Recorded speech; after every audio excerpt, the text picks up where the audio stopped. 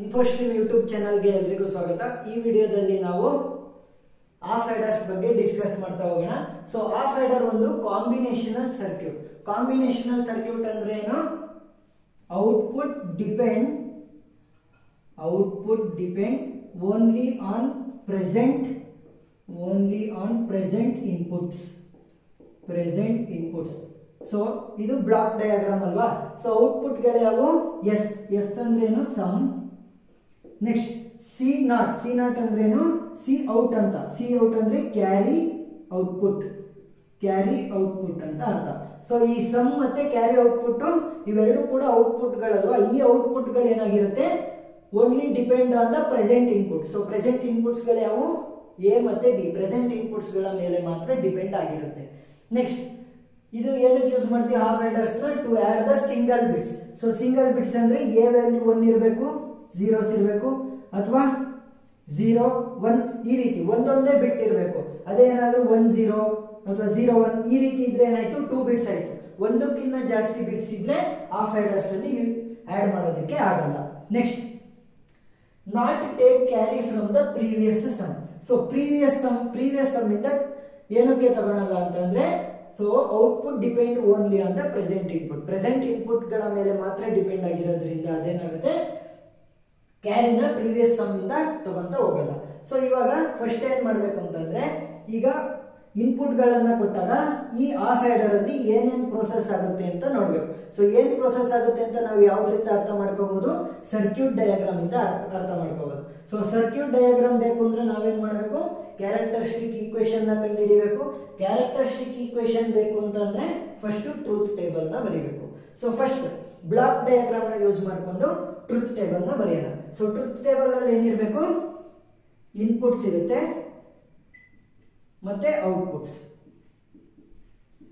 So block diagram ನ ನೋಡಿ. So block diagram ಅಲ್ಲಿ ಇನ್ಪುಟ್ ಗಳು ಯಾವ್ಯಾವು? ಕ್ಯಾಪಿಟಲ್ ಎ ಮತ್ತೆ ಕ್ಯಾಪಿಟಲ್ ಬಿ.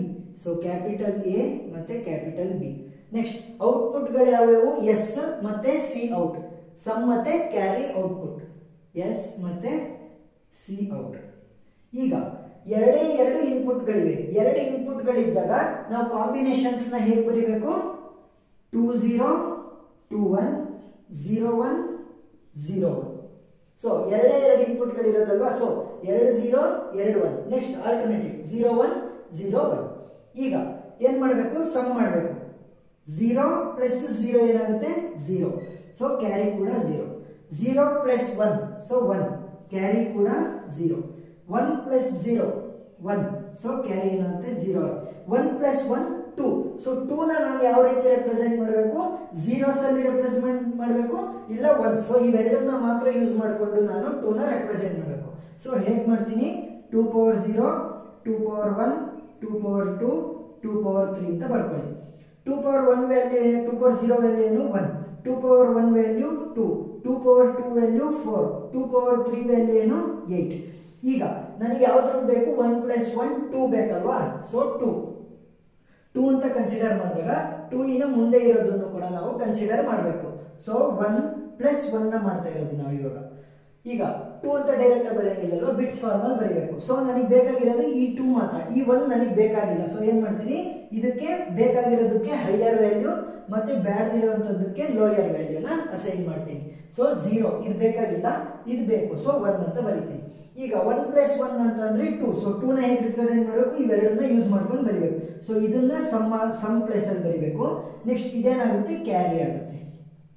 ಇದನ್ನ ಸಮ್ ಪ್ಲೇಸ್ ಅಲ್ಲಿ ಬರೀಬೇಕು. ಇದು ಕ್ಯಾರಿ ಆಗ್ತಾ ಹೋಗುತ್ತೆ. ಸೊ ಇವಾಗ ಏನಾಯ್ತು? ಸಮ್ ಪ್ಲೇಸ್ ಅಲ್ಲಿ ಏನಿದೆ? 0. ಕ್ಯಾರಿ ಪ್ಲೇಸ್ ಅಲ್ಲಿ 1. ನೆಕ್ಸ್ಟ್ ಕ್ಯಾರೆಕ್ಟರಿಸ್ಟಿಕ್ಸ್ ಈಕ್ವೇಶನ್ ಬರೆಯೋಣ. ಕ್ಯಾರೆಕ್ಟರಿಸ್ಟಿಕ್ ಈಕ್ವೇಶನ್ ನೋಡಿದ್ರೆ ಯಾವುದಕ್ಕೆ ಬರೀಬೇಕು? ಔಟ್ಪುಟ್ ಗಳಿಗೆ ಕ್ಯಾರೆಕ್ಟರಿಸ್ಟಿಕ್ ಈಕ್ವೇಶನ್ ಬರೀಬೇಕು. ನನ್ನ ಔಟ್ಪುಟ್ ಮೊದಲನೇದು ಯಾವುದು? ಸಮ್. ಸೊ ಇದಕ್ಕೆ ಔಟ್ಪುಟ್ ನ ಬರೀಬೇಕು ಅಂದ್ರೆ ಯಾವ್ಯಾವ ವ್ಯಾಲ್ಯೂಸ್ ಅದಕ್ಕೆ 1 ಇದೆ ನೋಡಿ. ಸೊ 1 ಅಂದ್ರೆ ಹೈಯರ್. ಸೊ ಇಲ್ಲಿ ಮತ್ತೆ ಇಲ್ಲಿ ಇದೆ. ಸೊ ನೋಡಿದ್ರೆ ಇನ್ಪುಟ್ ಗಳು ಏನಾಗಿದೆ? 0 1 ಇದ್ರೆ 1 ಇದೆ, 1 0 ಇದ್ರೆ 1. ಸೊ ಇದರಿಂದ ಏನರ್ಥ ಆಯ್ತು ನಮ್ಗೆ? ಐದರ್ ಆಫ್ ದಿ ಅಂದ್ರೆ ಎರಡು ಇನ್ಪುಟ್ ಗಳಲ್ಲಿ ಒಂದು ಹೈಯರ್ ಬಿಟ್ ಇರಬೇಕು, ಒಂದು ಲೋಯರ್ ಬಿಟ್ ಇರಬೇಕು. ಸೊ ಒಂದು ಹೈಯರ್ ಬಿಟ್ ಒಂದು ಲೋವರ್ ಬಿಟ್, ಒಂದು ಹೈಯರ್ ಬಿಟ್ ಒಂದು ಲೋವರ್ ಬಿಟ್ ಇದ್ರೆ ನನಗೆ ಸಮ್ಮಿನ ಔಟ್ಪುಟ್ ಹೈಯರ್ ಬರುತ್ತೆ. ಸೊ ಅಂದ್ರೆ ಏನಾಯ್ತು? A XOR B. So A B ಅಲ್ವಾ input, so A XOR B. So 1 0 ಇರಬೇಕು, ಇಲ್ಲ ಅಂತಂದ್ರೆ ಏನಾಗಿರ್ಬೇಕು 0 1 ಇರಬೇಕು. ಸೊ ಇದನ್ನ ಬಿಟ್ಟು ಬೇರೆ ಏನಾದ್ರೂ ಕೂಡ ನನಗೆ ಔಟ್ಪುಟ್ ಸಮ್ಮು ಸಿಗಲ್ಲ. ಈಗ next carry output.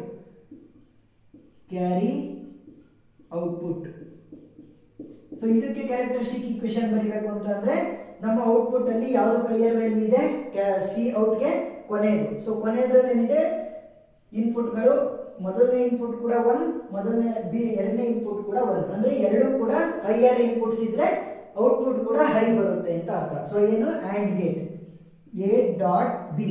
So carry output 1 ಬರಬೇಕು ಅಂದ್ರೆ ಏನಾಗಬೇಕು, ಇದರ ವ್ಯಾಲ್ಯೂ ಕೂಡ 1 ಇರಬೇಕು, ಇದರ ವ್ಯಾಲ್ಯೂ ಕೂಡ 1 ಇರಬೇಕು. ಏನ್ ಬೇಕಾಗಿರೋದು, ಕ್ಯಾರಿ ಔಟ್ಪುಟ್ ಹೈಯರ್ ಬೇಕು. ಸೊ ಅದಕ್ಕೋಸ್ಕರ ಇದು ಕೂಡ ಹೈ ಇರಬೇಕು, ಇದು ಕೂಡ ಹೈ ಇರಬೇಕು. ಸೊ 1 × 1 1. ಸೊ ಹೈಯರ್ ಔಟ್ಪುಟ್ ನನಗೆ ಸಿಕ್ತು. ಈಗ ಈ ಕ್ಯಾರೆಕ್ಟರಿಸ್ಟಿಕ್ಸ್ ಈಕ್ವೇಶನ್ ನ ಯೂಸ್ ಮಾಡಿಕೊಂಡು ನಾವು ಸರ್ಕ್ಯೂಟ್ ಡಯಾಗ್ರಾಮ್ ನ ಬಿಡಿಸಬೇಕು. ಸೊ ಸರ್ಕ್ಯೂಟ್ ಡಯಾಗ್ರಾಮಿಂಗ್ ನನ್ನ ಇನ್ಪುಟ್ಸ್ ಗಳು ಯಾವುವು, ಎ ಮತ್ತೆ ಬಿ. ಎ ಮತ್ತೆ ಬಿ. ಫಸ್ಟ್ ಸಮ್ ಗೆ ಬರೆಯೋಣ, A XOR B. So XOR gate ನ ಬರೀರಿ, ಎ ಎಕ್ಸ್ ಆರ್ ಬಿ. ಇದೇನಕ್ಕೆ, ಸಮ್ಗೆ. ನೆಕ್ಸ್ಟ್ ಕ್ಯಾರಿ ಬರಿಬೇಕಲ್ವಾ, ಸೊ ಅದನ್ನೇ ಯೂಸ್ ಮಾಡ್ಕೊಂಡು ಬರಿಬೇಕು. ಏನು, A into B.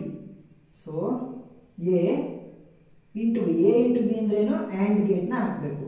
So A dot B ಇದ್ಯಾವುದಕ್ಕೆ, ಕ್ಯಾರಿ ಔಟ್ಪುಟ್.